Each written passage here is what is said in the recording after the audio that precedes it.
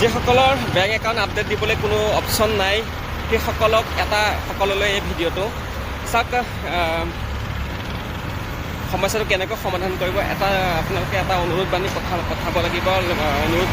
লাগিব ফেচবুক মেটালে এতিয়া বেংক একাউণ্টটো আপডেট দিব পাৰিব গতিকে কেনেকৈ কি কৰিব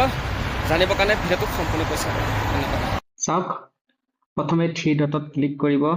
তাৰপিছত তাত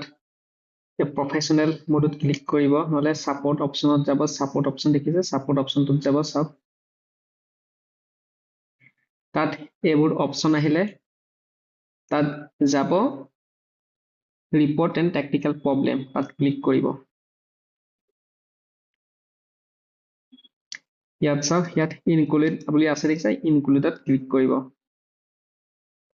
তাত যাব এতিয়া আপোনাৰ প্ৰবলেমটো ক'ত দেখাব লাগিব চেক আউট এন্ড পেমেন্ট তাত যাব ইয়াত আপোনালোকে লিখিব লাগিব যে ডিয়াৰ ফেসবুক টিম ইয়াত নেমটো লিখিব আই এম যি নাম হেতু নাম লিখিব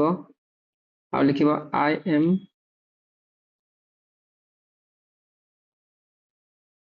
interested to use Facebook and I am regularly using Facebook এনেকৈ লিখিব আৰু লিখিব লাগিব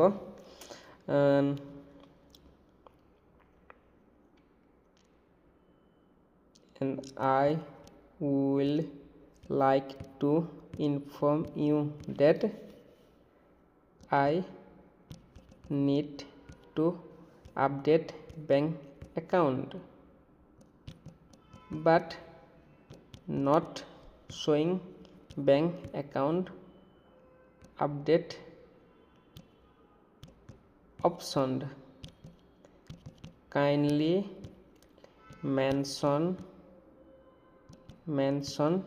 bank account update option in my Facebook profile. If you need any help to complete the process, then let me know. Thanks, regards. আপুনি ইয়াত নিজৰ নামটো লিখি দিব লিখি দি পেলাই ইয়াত আপলোড দিব লাগিব